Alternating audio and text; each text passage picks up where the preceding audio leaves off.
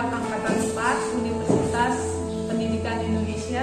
Hari ini tanggal 6 Desember 2021 saya akan melaksanakan praktik video pembelajaran sebagai prasyarat untuk mengikuti ujian kinerja.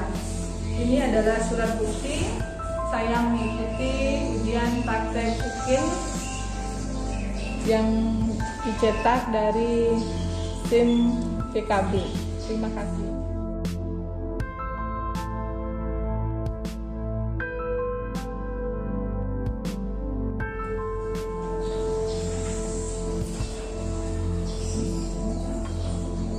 Selamat pagi anak-anak. Selamat pagi. Ya, selamat bertemu kembali di pelajaran IPS hari ini. Apakah semua dalam keadaan sehat?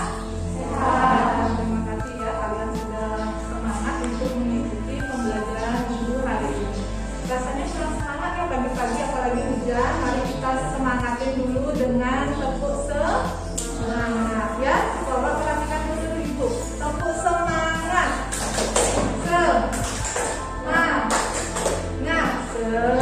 Semangat ya, sudah ya, ayo ulangi, tepuk semangat. Semangat,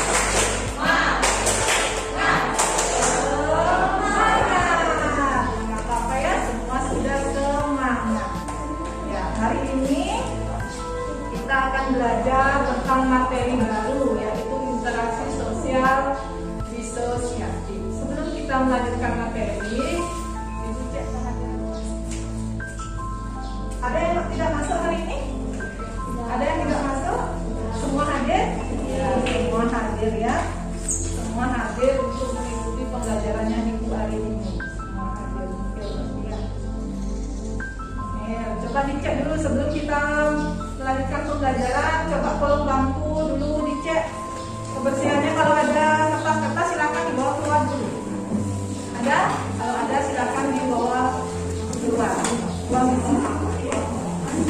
Silakan dulu dibersihkan agar kita nyaman untuk mengikuti pembelajaran.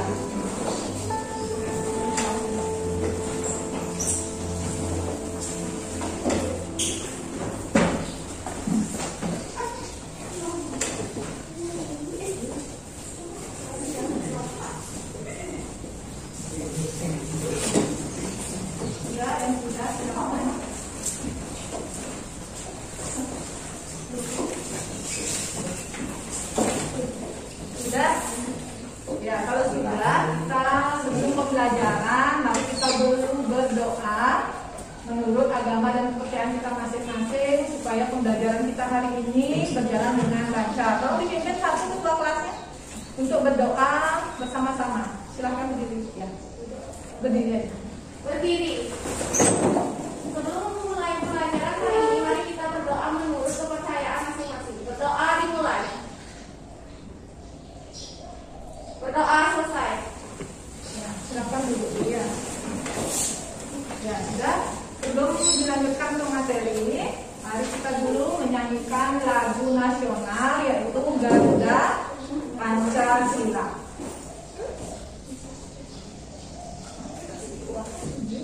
Yang keras ya.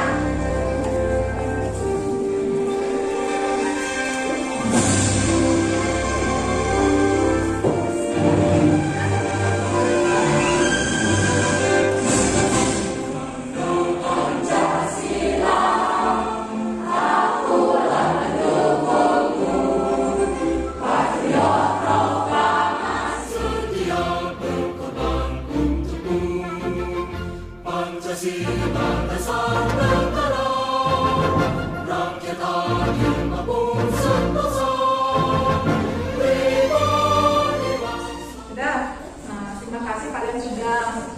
menyanyikan lagu Garuda Pancasila dengan penuh semangat. Ada yang bisa mengartikan kenapa kita menyanyikan lagu Garuda Pancasila? Ada yang bisa memberikan makna kenapa kita menyanyikan lagu Garuda Pancasila? Maknanya apa itu? Ada? Ya, Garuda Pancasila itu kan mengisyaratkan bahwa Indonesia ini adalah apa? Beraneka ragam. Dari itu kita harus apa? Kita harus menguatkan rasa nasionalisme. Kita terdiri dari suku yang banyak suku, ada istiadat. Kebinekaan itu artinya keragaman. Di sini juga kan beragam. Ada suku Bali, ada suku Sunda, mungkin ya, ada suku Jawa. Di sini kita masih bisa apa? Bekerja sama, ya, saling membantu di dalam pembelajaran. Ada yang tidak bisa dibantu sama temannya tanpa memandang apa? Suku, bangsa. Kita ini adalah satu, biarpun kebinekaan, tapi tetap satu. Itu yang terkandung makna dalam Bhinneka Tunggal Ika. Ya, selanjutnya, sebelum materinya dilanjut, Ibu mau mengingatkan kembali materi kita yang minggu lalu. Apa materi kita yang minggu lalu? Siapa yang bisa? Ya, jadi istri. Minggu lalu Ibu menjelaskan soal Ibu. Ya. Interaksi sosial. Ya,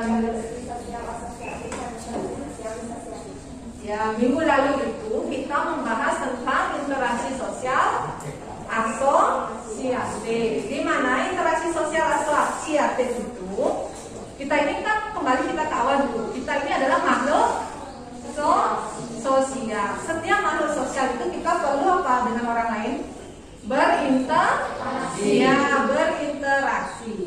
Sekarang interaksi kita itu ada kan yang bersifat positif maupun yang bersifat negatif. Yang asosiatif inilah yang bersifat positif, mengarah kepada persatuan. Yang tadinya bermasalah, berkonflik, bertikai, akhirnya diselesaikan dengan jalurnya masing-masing. Apa itu jalurnya masing-masing? Misalnya dengan penyelesaian secara damai, dibantu oleh pihak ketiga maupun dibantu oleh pihak berwajib. Kalau sudah tidak bisa diselesaikan dengan jalur kekeluargaan, itulah yang disebut dengan interaksi sosial asosiatif. Bisa dipahami? Bisa ya? Nah, sebelum dilanjut, sekarang kita ada pertanyaan sampai di sana. Materi kita hari ini yaitu adalah interaksi sosial disosiatif. Tadi ada asosiatif, sekarang ada disosiatif. Ya, coba bisa yang disosiatif. Yang disosiatif tadi yang asosiatif positif. Yang disosiatif? Ya, yang negatif. Contohnya apa yang negatif itu? Di dalam kehidupan kita di rumah misalnya apa yang negatif? Ya, persaingan. Persaingan itu sebenarnya bukan sesuatu yang negatif, tetapi persaingan itu bisa mengarah ke hal yang negatif. Bisa yang memberikan contoh? Misalnya persaingan itu mengarah kepada yang negatif. Ada yang bisa memberikan contoh? Ya. Kenapa manusia harus melempari tidak Ya. Contohnya di suatu pertandingan terjadi persaingan antar dua kelompok. Ya. Persaingan contohnya itu adalah adanya dua kelompok yang saling memperebutkan juara. Misalnya daripada sepak bola, dua kelompok itu memperebutkan dia menjadi pemenang. Kalian tuh di sini bersaing untuk mendapatkan apa? Ya, juara. Mendapatkan juara, diakui kalian di kelompok ini, diakui Reva dia pintar anaknya. Itu kan suatu pengakuan ya. Suatu prestasi. Bisa dipahami sampai sana? Nah, sekarang kita lanjutkan dulu dengan tujuan pembelajaran kita hari ini. Tujuan pembelajaran kita hari ini.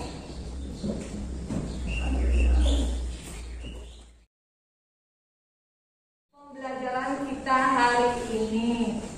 Coba Yuda, bantu Ibu Yuda membacakan apa tujuan pembelajaran kita hari ini. Dibaca Yuda.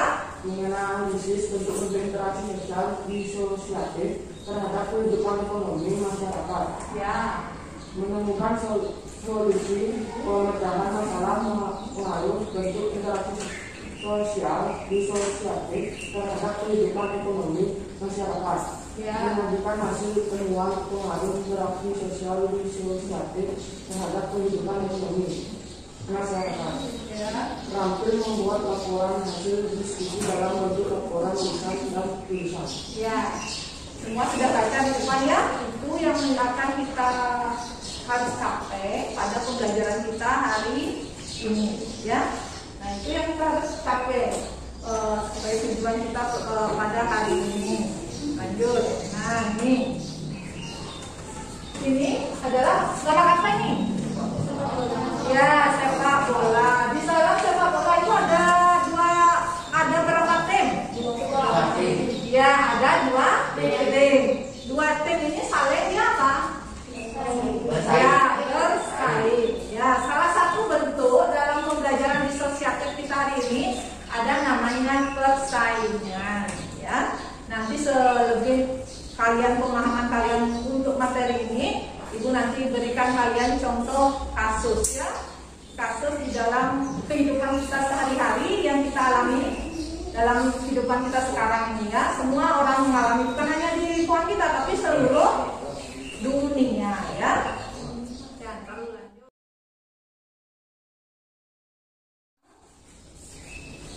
Coba perhatikan dulu video di bawah ini ya.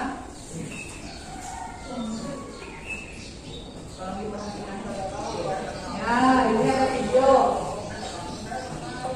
Aksi protes dilancarkan seorang pelanggar protokol kesehatan di Cakung, Jakarta. Sekali dulu. Pelanggar ini menolak saat diminta polisi turun dari mobilnya dan tidak menggunakan masker saat keluar rumah. Ia berdalih tidak mengetahui masalah aturan penggunaan masker dan tidak mengetahui manfaat.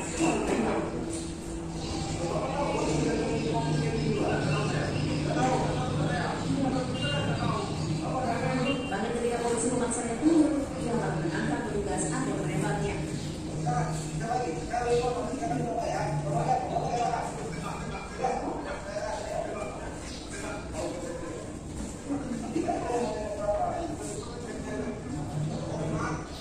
Nah, sudah kalian perhatikan? Sudah. Siapa yang sudah mengamati apa yang kalian lihat dari tayangan video tersebut? Siapa yang bisa gini? Di pojok belakang? Apa yang anak lihat dari penayangan video itu? Tentang apa? 2021 ini memang dijaga di Kabupaten Bayan sendiri penyekatan dilakukan selama satu hari penuh, dan itu pada saat pagi hari sekitar pukul 10 pagi dan juga dilanjutkan pada sore hari pukul 4 sore. Dan berdasarkan informasi yang telah kami dapat dari tim gabungan yang melaksanakan penyekatan di Batu Bulan di Kecamatan Gianyar ini, namun memang setiap harinya waktu untuk melaksanakan penyekatan tersebut situasional begitu, dan setiap harinya akan dilakukan perubahan. Apabila dirasa masyarakat pada saat itu adalah hari aktif yang banyak terjadi masyarakat yang berkerumun di jalan, maka penyekatan bisa dilakukan sebanyak 3 kali. Namun jika tidak, hanya dilakukan pada pagi hari saja. Dan berdasarkan informasi yang kami dapat juga, memang di kabupaten kota sendiri, di setiap kabupaten kota selain di Gianyar sendiri juga sudah terdapat penyekatan, sehingga diharapkan penyekatan untuk kota Denpasar sendiri sudah lebih ringan dan tidak menimbulkan kemacetan panjang seperti yang terjadi di beberapa daerah lainnya. Dan berikut adalah statement dari Kompol Institut Suwartika Aryana selaku Kabangsus dan Polres Gianyar. Kita menanyai warga masyarakat kemana tujuannya. Kalau memang tujuannya tidak jelas, kita mohonkan kalau masih bisa ditunda, tolong ditunda dan balik ke rumah, kembali ke rumah. Boleh Bapak nanti lanjutkan setelah tanggal 20. Karena apa? Karena kami adalah mengurangi atau meminimais daripada aktivitas masyarakat. Ya, dan memang beberapa hal yang harus diperhatikan dan ditekankan selama penyekatan ini adalah untuk beberapa masyarakat yang tidak memiliki tujuan yang jelas, diharapkan untuk berputar balik, berputar. Ya, pelanggaran protokol kesehatan. Kalian pernah nggak? Kita ini sudah 2 tahun tidak masuk ya? 2 tahun kita tidak masuk akibat dampak dari COVID-19 COVID-19. Ya syukur di tahun ini kita sudah bisa sekolah lagi walaupun dengan kondisi masih terbatas. Tapi di masyarakat kita kan harus memulai kebiasaan baru ya, new normal dengan memakai masker, apalagi menjaga jarak, mencuci tangan dari air mengalir, itu yang harus kita biasakan. Yang dulunya kita tidak pernah begitu ya, sekarang harus kita biasakan. Tadi temannya menjawab bahwa di situ di video itu diperlihatkan bahwa terjadi aparat itu memperlakukan sidak masker ya. Selain itu apa lagi? Benar, di sana terjadi sidak masker. Yang lain apa lagi? Terjadi apa di sana? Iya, pertentangan atau konflik. Tapi di sini dia masih masuk ke dalam, belum dia ke konflik, tapi masih ke pertentangan. Ya benar sekali temannya, bagus sekali ya, sudah memahami walaupun belum semua kita buka materinya ya. Di sana itu kadang-kadang masyarakat itu kadang enggan ya, enggan, kalau bahasa Balinya itu ngekoh, enggan mentaati peraturan. Itu juga termasuk dia itu adalah interaksi sosial disosiatif. Ya nanti kalian dengan juga dengan LKPD nanti kalian tuangkan. Nah ini LKPD yang nanti ibu bagikan kepada kalian. Ini adalah petunjuk pengerjaan atau penggunaan LKPD. LKPD-nya nanti ibu kasih kalian kerjakan secara berkelompok ya, diskusikan dengan kelompok yang sudah kita strategi yang kita sudah bicarakan sebelumnya, seperti pertemuan kita minggu lalu. Kalian kerjakan hasil presentasi itu, hasil kerja kelompok kalian itu nanti kalian presentasikan ke depan ya. Sudah ada pertanyaan? Ya. Nah ini LKPD yang harus kalian bahas nanti. Bisa kalian buka link videonya sudah ibu share di grup WAG. Buka bukunya. Sekarang ibu bagikan LKPD ya.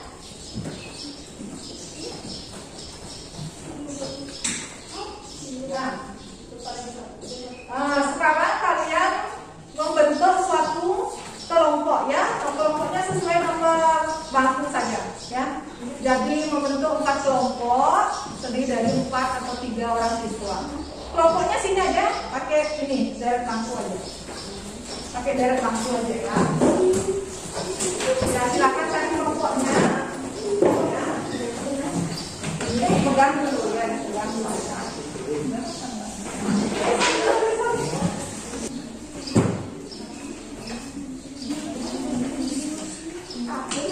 Sudah dilihat? Nah,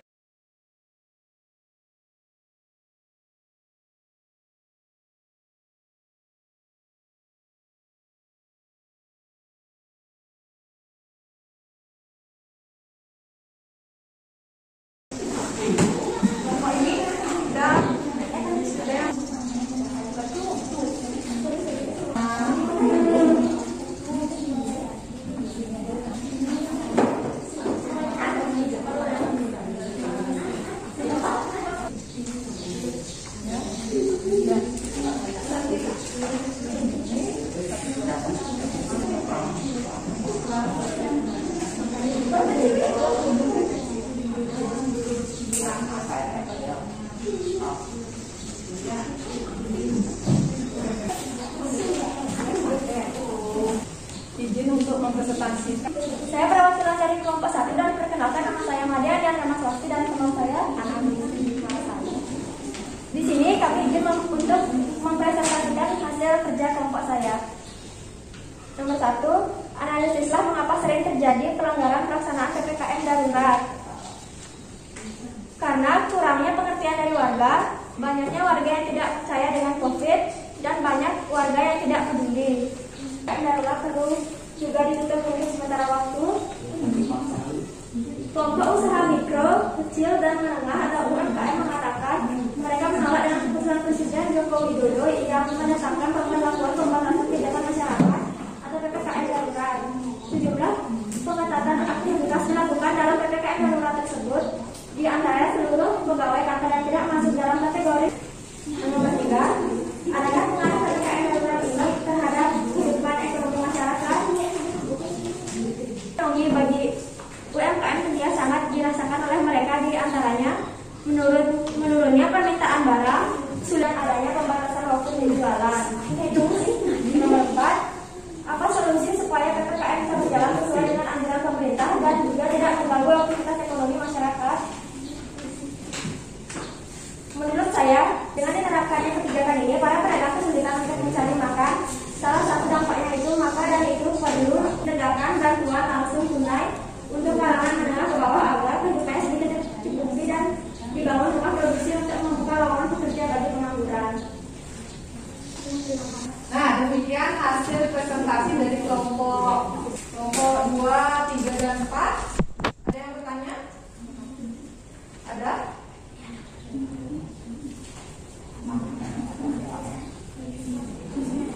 Ya?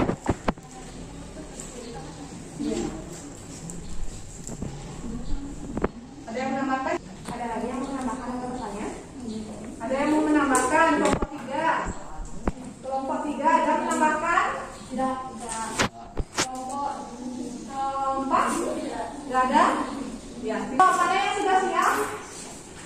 Yang kelompok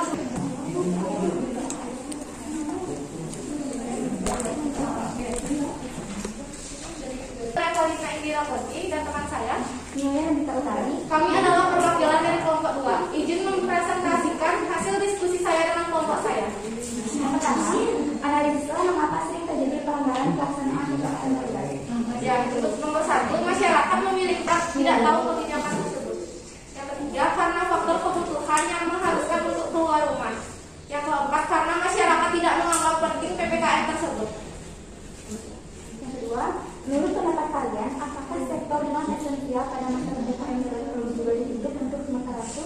Ya, untuk yang nomor 2, iya, karena itu juga memicu keramaian dan bisa saja kasus COVID meningkat. Yang nomor 3, ada karena PPKM darurat menghambat proses transaksi dan aktivitas sehingga masyarakat kesulitan untuk melakukan.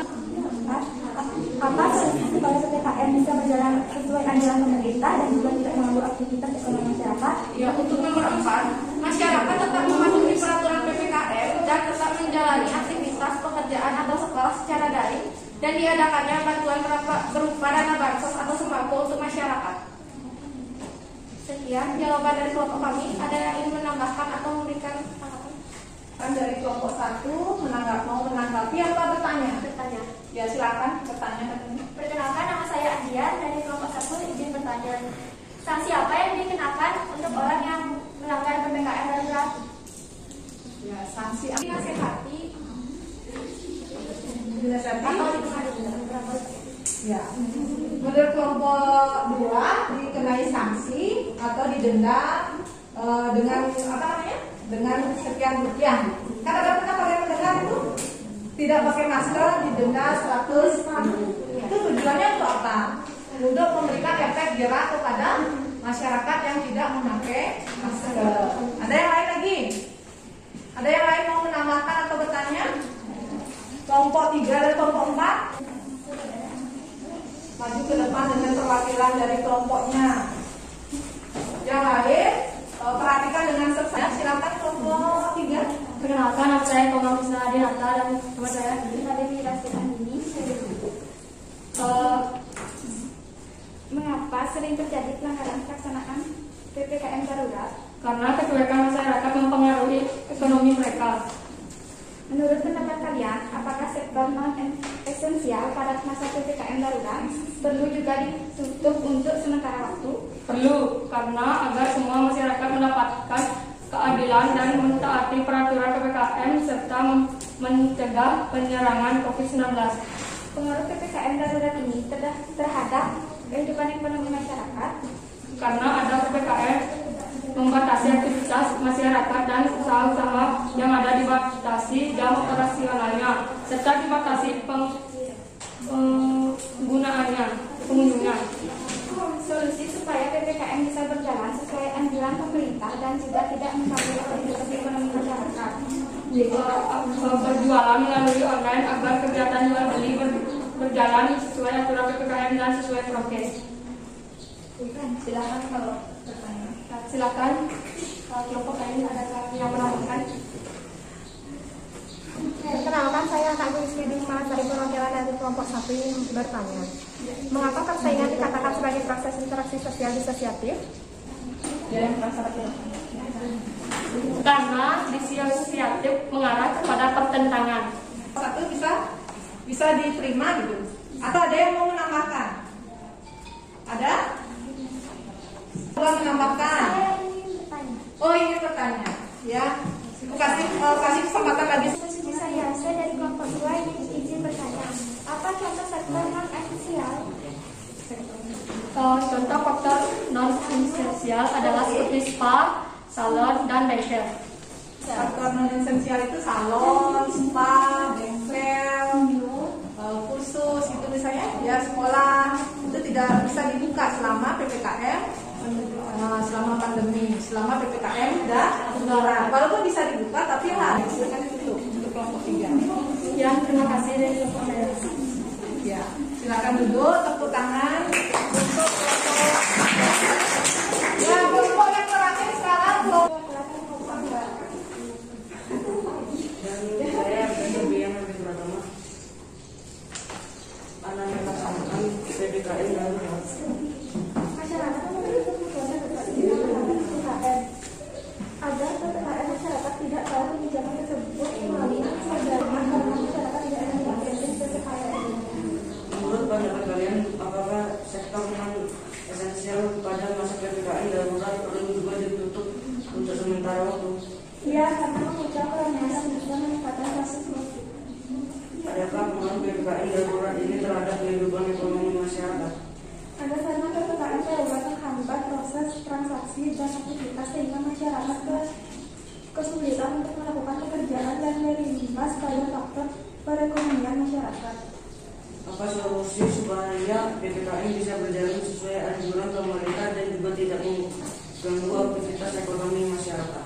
Masyarakat tetap mematuhi peraturan PPKM dan tetap menjalani aktivitas pekerjaan atau sekolah secara online dan dilakukannya penyaluran dana bansos dan bantuan sembako. Ada yang bertanya? Ada yang bertanya? Oh, ya, kelompok 2 ya. Perkenalkan, nama saya Nyari Putari, izin bertanya. Apa alasan terjadinya PPKM darurat? Banyaknya kluster COVID yang bermunculan akibat PPKM darurat itu diberlakukan kembali karena banyaknya kluster COVID yang bermunculan akibat kegiatan agama yang dilakukan itu memerlukan banyak orang. Demikian ya kira-kira kelompok 4 maksudnya? Ya, bisa dipahami? Bisa. Ditutup oleh kelompok 4. Ada kelompok, kelompok 4 yang presentasi kelompok 3. Ada yang mau menambahkan? Kelompok 4 Oh iya, kelompok 3 mau menambahkan? Ya, kelompok lagi 1 pertanyaan PPKM. Kenapa kelompok 4 dan dia sudah jawab kenapa masih banyak yang melanggar PPKM? Untuk menjawab, karena ketidaknyamanannya warga saat memakai masker. ya jawaban yang bagus sekali ya. Kita pun keadaan kita sekarang ini setiap pulang ke rumah harus cuci tangan, itu adalah membiasakan, itu adalah sesuatu yang sulit ya. Seiring dengan waktu, mudah-mudahan kita sudah bisa membiasakan diri untuk sampai kita juga melindungi diri kita sendiri. Ada lagi? Sudah cukup? Ada yang melengkapi atau menambahkan lagi? Sudah? Ya, lalu ditutup. Ya, sekian dan terima kasih ya. Sudah. Terus belajar.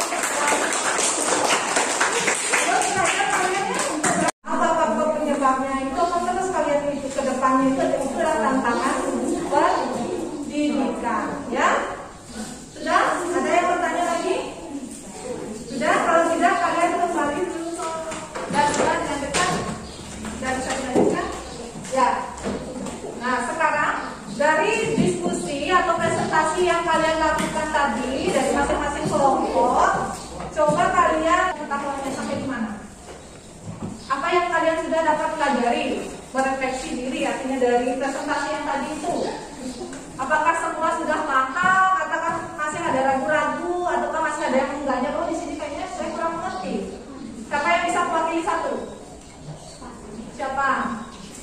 Ada yang bisa merefleksi bagaimana hasil presentasi kalian?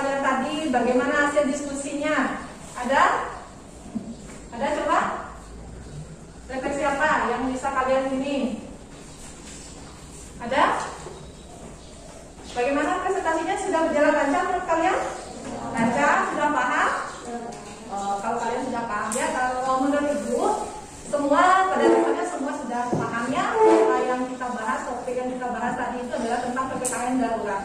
Tapi yang perlu Ibu garis bawahi, keberanian kalian itu untuk mengungkapkan apa? Keberanian ke depan, harus kalian berani ya. Untuk materi itu kan bisa dipelajari, yang kita pelajari itu kan tentang kehidupan kita di sekitar ya. Apalagi kewajaran kita kan ini ya, kita yang mengalaminya bukan orang lain di lingkungan kita. Skopnya juga di lingkungan kita, bahkan dunia juga mengalaminya itu. Tapi catatannya itu di sini, kalian hanya kurang berani untuk tampil ke depan, berani untuk mengungkapkan ide, berani untuk berbicara, terus belajar dan belajar ya. Dan nah selanjutnya kesimpulan, bisa yang membantu Ibu melakukan kesimpulan pembelajaran kita hari ini? Ada yang mau membantu? Nah, sebelum ke kesimpulan, ini garis besar dulu materi kita hari ini. Lihat, ini yang kita pelajari. Kita mempelajari ini bentuk interaksi sosialnya. Bentuknya ada 3 ini: persaingan, kontravensi, dan konflik. Kalau tadi itu kita membahas tentang yang mana dari ketiganya nih? Persaingan. Tadi yang dari masker itu, sidak masker tentang konflik, kontravensi, pertentangan. Pertentangan itu dia ada di antara konflik. Tidak apa-apa salahnya, kita belajar ya.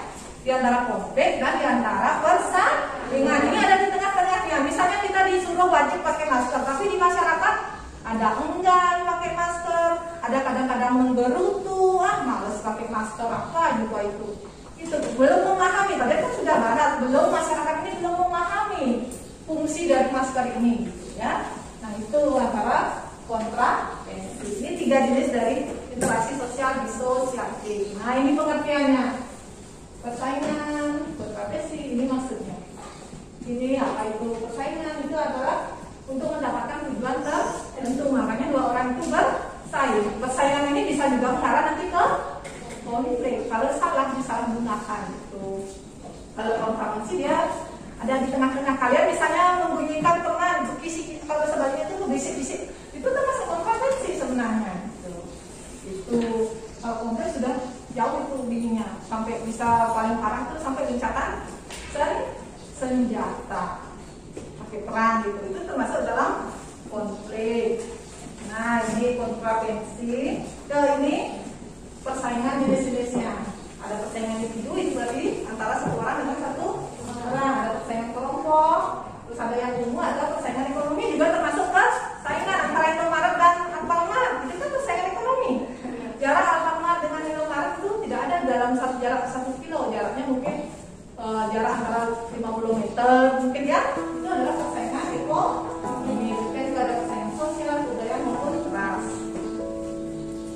Nah ini kontravensi, ada yang umum, sederhana, intensif, rahasia, dan aktif. Umumnya itu adalah yang umum, kayak tadi di PPKM itu enggan memakai masker. Itu yang kontravensi atau penolakan secara umum.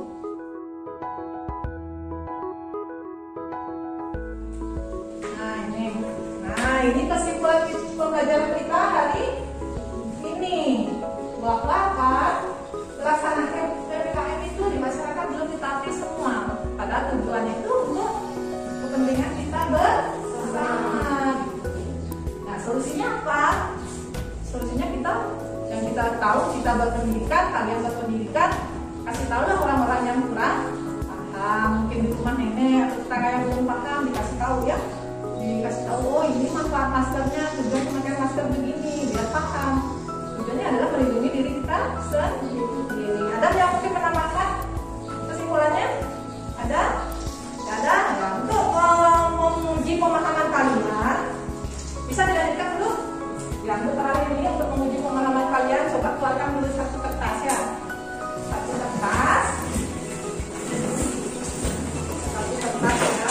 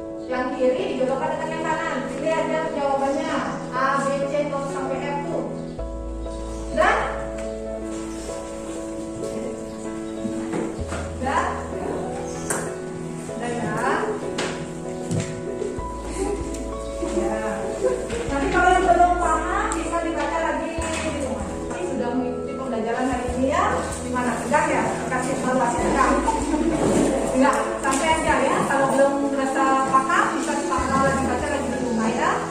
Nah, untuk hari ini pembelajaran dicukupkan sampai di sini. Untuk minggu depan pelajari materinya tentang lembaga sosial. Dibaca dulu ya biar paham. Nanti kita kembali bertemu hari Senin minggu depan. Ya, untuk mengakhiri pembelajaran, mari kita berdoa menurut agama dan kepercayaan kita masing-masing. Coba diperhatikan ya. Untuk mengakhiri pembelajaran, mari kita berdoa menurut agama kita masing-masing supaya apa yang kita pelajari tadi bisa bermanfaat bagi kita maupun bagi orang lain. Silakan dipimpin dulu doanya. Berdiri ya. Berdiri. Berdoa menurut kepercayaan masing-masing. Berdoa dimulai. Berdoa selesai. Ya. Selamat siang. Semoga sama-sama